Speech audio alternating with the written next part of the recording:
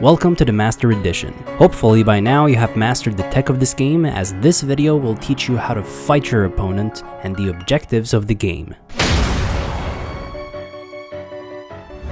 There are 5 different states in Smash: neutral, advantage state, disadvantage state, the edge guarding phase, and the lich trapping phase. The neutral is when you and your opponent have roughly the same amount of stage control and are using appropriate movement and spacing to find any kind of potential opening or potent pressure against each other. The neutral is all about effective movement, positioning, pressuring shields with safe landing aerials, or safe immediate aerials if the character has any, anti-airing short hops, anti-airing full hops, with punishing the opponent if they miss, or run in and block to potentially cause a miss space to try achieving a counterattack or a grab. The most important part of neutral is creative pressure and spacing. It is important to understand that a late landing aerial that hits as low on a shield as possible is safer than a landed aerial that hits high on shield. And if the aerial is buffered against shield, it'll be more punishable, as the opponent might be able to punish you before you've landed. Consistently landing with an aerial against shield isn't safe, however, as soon as it starts becoming too predictable, as it'll start getting parried and punished. This is why it's important to creatively pressure the shield, cross up a shield, mix up your rhythm, and mix in grabs. It's usually more effective to space your moves rather than end up at close range where you risk getting grabbed or counterattacked by a quick option out of shield. By spacing yourself correctly, however, you will gain a slight advantage over the opponent, as they won't be able to directly punish the landed aerial. If they try, they can eat a punish either by a grounded follow-up or a quick aerial follow-up. This is how you apply pressure against the shield, to start forcing the opponent into choosing either roll,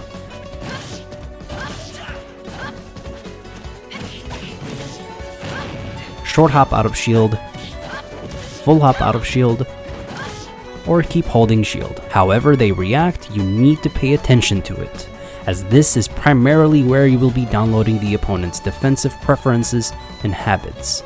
This is how you'll progressively find openings through pressuring forth either a mistake, punishing something that has consistently been a pattern, such as a roll, short hop, or full hop out of shield, or bait forth an overextension as they try to reply with their own pressure. If they keep shielding, you can either grab it, pressure with grounded moves, or jump to pressure them again.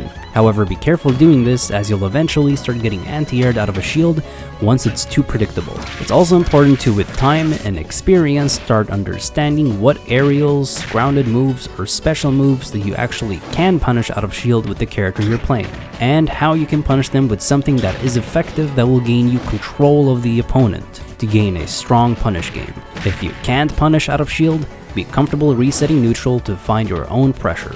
It's important to create your own type of neutral game, as long as it's well spaced, based on reaction, and patient movement. Just carelessly approaching is not how you create an opening. If anything, you then lack patience, which the opponent will be taking advantage of. Something to realize is that no player will ever have a flawless neutral game. However, some players have a better neutral game than others because they have a stronger awareness and are able to adapt much quicker, while also understanding how to stay ahead of the opponent's relatable decision making in the neutral. You could also play neutral to try eventually cornering your opponent to limit their options in stage control. Once they are cornered, you will now have mid-stage control. Mid-stage control doesn't necessarily refer to standing in the middle stage and holding it, but instead closing it off to the opponent and playing around how they try claiming it back, by basically closing in on them and pressuring them while they are cornered, as here they won't be able to roll away from you or jump away from you safely. Assuming you hit the shield correctly, you'll be denying the option to punish, and holding shield for any longer is risky due to shield pokes, shield breaks, and grabs that can easily set up into edge guards. So naturally the opponent will try to get back through either rolling in or jumping in, which is what you'll be taking advantage of. One thing to keep in mind is that you can always do an out of shield option before you actually block an aerial, to basically anti-air a full hop, usually in all specific spots around you. This can be risky, but risk is necessary to beat attempted safe plays. The most important question to ask is, how do I avoid getting hit by my opponent's pressure, and how can you pressure them first or just hit them first before they hit you? You should try to clutch out every single neutral exchange, especially the first ones. and make every neutral win matter, so that you can hold your lead by playing against the opponent's win conditions to make a comeback now in the neutral. It's okay to use your double jump in the neutral to go extra high and approach mix-up from the air, and even use the double jump to bait something out. It's risky though, as you'll be using a very valuable option, so be very careful with it. The advantage state starts as soon as you win neutral, meaning the opponent enters the disadvantage state if they've lost neutral. During your advantage state, you will either be performing an inescapable combo to deal raw damage and eventually put the opponent into a bad position launch, or you will be trying to frame trap the opponent for trying to escape either before or after the combo. Or you will be forcing out double jumps so that you can chase down landings, either before they land with more aerials, or hit them as they land. Keep in mind that you will also have to sometimes make a read on if they will directional air dodge in any specific way to try escaping you even after the double jump. In some cases, you'll also be dealing with close range combo breakers that you'll have to adapt to by either shielding them, parrying them, or baiting them out if you space yourself just out of range. When you are in disadvantage, it is at its most important to try reacting. Panicking with a ton of preemptive options will only make your disadvantage state worse. Be confident in that you can react with either combo breaking, landing with an aerial to either space them out, or cross up, double jumping immediately, delaying your double jump, mixing in special moves, and even doing nothing so that you can time a really good air dodge and even tech mix up. One thing to keep in mind is that you cannot fast fall during tumble, meaning you have to do a quick aerial to start fast falling. Make this a rare mix-up as well, as if you do it one too many times, you'll get hit since you are busy missing. Once you are launched slightly off stage, it is important to be cautious with your double jump. Having a habit of buffering double jump back into stage is never good, and will potentially get you killed. If anything, you should be timing your double jump rather than mash it. And even then, it should be used as a very rare mix-up. A lot of times you can choose whether you want to combo and launch an opponent either upwards to try juggling them, or launch them off stage for an edge guard. The edge guarding phase is basically as soon as both characters are off the level, while one is trying to outplay the other's recovery. This phase can happen at any percentages. Some characters are easier to edge guard at lower percents, while some others have too good recoveries and require more damage before they can get edge guarded. If you ever manage to hit an opponent out of their double jump, they'll get launched off stage with very limited and exhausted recovery options. In these situations, you should almost always be going off stage to try edge guarding. Now, because the opponent can also air dodge towards the ledge, you need to consider where they are and how they are drifting to check if they're trying to get into position to go for a directional air dodge. If you make the right read, it can potentially reward with a kill or another easy edge guard. Now, of course, the edge guarding phase is always unique depending on the matchup. It mostly comes down to you to gain experience in how to edge guard as many matchups and scenarios as possible.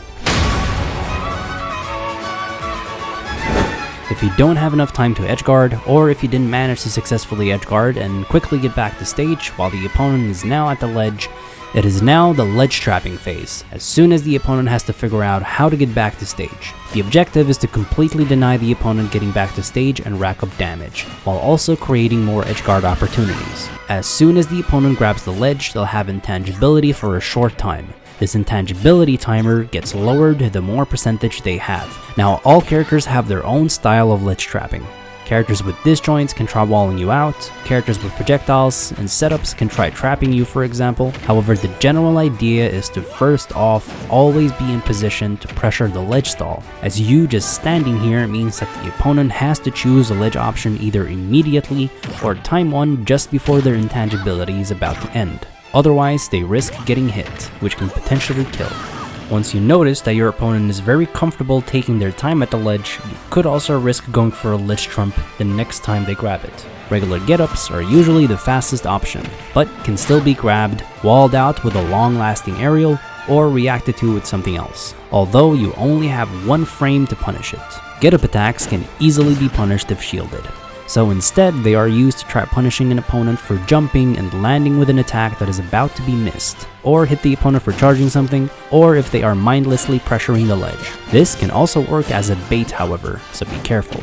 And then you have rolls, which, if anticipated, you can punish by either jumping and hitting an aerial behind you, or by doing a reverse up special. Ledge jump is the most versatile ledge option, as you'll be able to mix in an air dodge, attack, or even double jump. They can still be punished in many different spots however. You can cover it just as it's happening, cover it as soon as they've jumped, cover it straight above you when they are getting behind you, or cover a landing. If they have an immediate aerial, you can block it and punish it. However, once they start landing with the aerial, you'll need to adapt through anti-airing them before they hit your shield. These options are pretty risky to do, as getting hit while double jumping in can get you hit before you even landed, meaning you'll basically be off stage without a double jump. These are only some of the very basics of ledge trapping. That's just like with edge guarding, the way it plays out can be different depending on the matchup. These are the 5 areas of Smash that you need to master and start fully understanding with your character. And remember to ask questions, such as, why do I get hit? Why did I get edge guarded? How does my opponent approach? What does the opponent do in disadvantage as soon as they lose neutral? How do they recover? And what do they do at the ledge? It's important at the very beginning to keep focusing on these questions to get used to reading their options, to understand how you can maximize your punish. Once you understand all the states of Smash, it is incredibly important that you now become accurate with everything you do, as it's not just all about being fast or smart. Misspacing will make you easy to punish, and overspacing yourself means that you'll be missing your attacks, which will get you whiff punished, or you'll end up in a bad spot because the opponent could now freely pressure you back. Lack of accuracy will also greatly affect your confidence, as you'll generally be more worried about misinputting or mistiming things. But how do you actually practice your accuracy? Well, the next episode is all about how you should be training to get better, and what you should be doing in training mode. Basically understanding what exercises or combos you could work on in order for you to work on your control and execution. So please make sure you subscribe and hit the notification bell, as it'll be by far the most helpful video. These videos take a lot of time and hard work to do, so if you want to support me, I would really appreciate it if you would donate to my Patreon. And for the Patreons I already have, thank you so much for all of the support. You could also contact me on Discord for a private session where I could teach you anything about the game, and coach you to becoming the best player that you can be. Thanks for watching.